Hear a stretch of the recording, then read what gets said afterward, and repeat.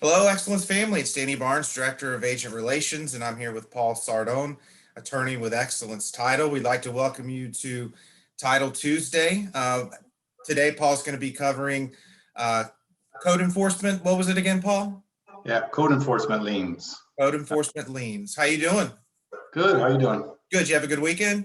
Yeah, yeah, short but good. I know, right? I'll turn it So, over to you at this time. all right. Yeah, so code enforcement liens are something that come up on a lot of closings. Usually it's revealed in the lien search, sometimes on the title search if there's a recorded lien. And it can be scary as agents or as a buyer or seller when this comes out. But it's a lot easier for the agent if you understand what it is and how to fix it, which is one of the things that we do.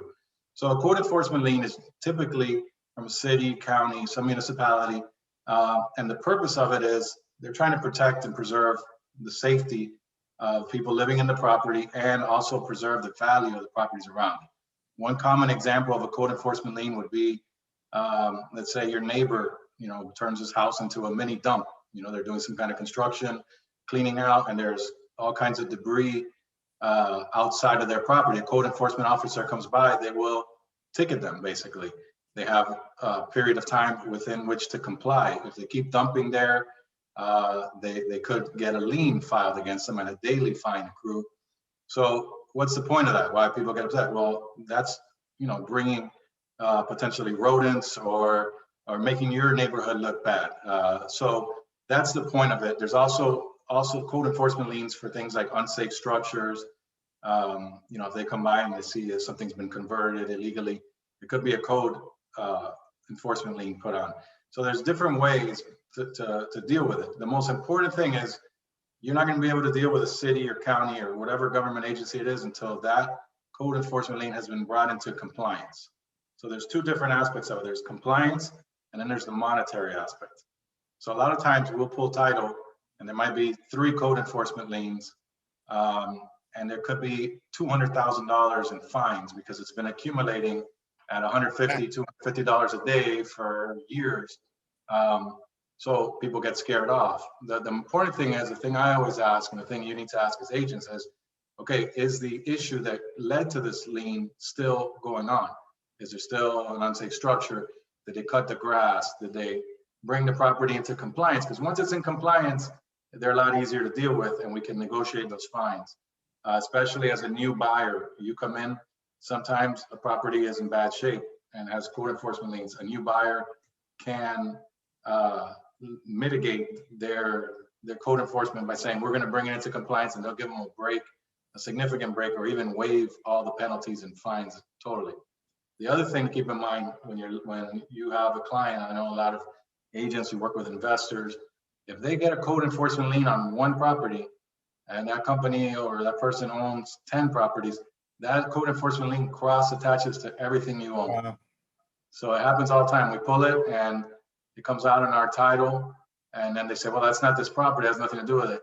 That cross attaches and that incentivizes people to keep the code enforcement, to bring it back into compliance. So, don't get scared off. A lot of times when we pull it, it was like, okay, here we go. We pull a title or a lien search and we see 10, 12 code violations on there.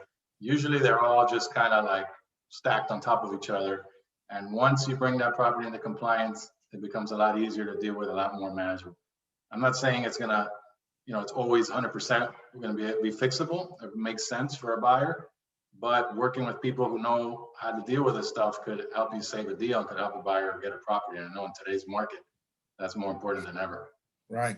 Most of the time here where we are, it's because of the grass and, either they vacated the property or it's in foreclosure and they have like the city mowed it 20 times and Right. And then they charge you each time, they charge it and they charge a premium each time for. Yeah, we see a lot of that here. Yeah.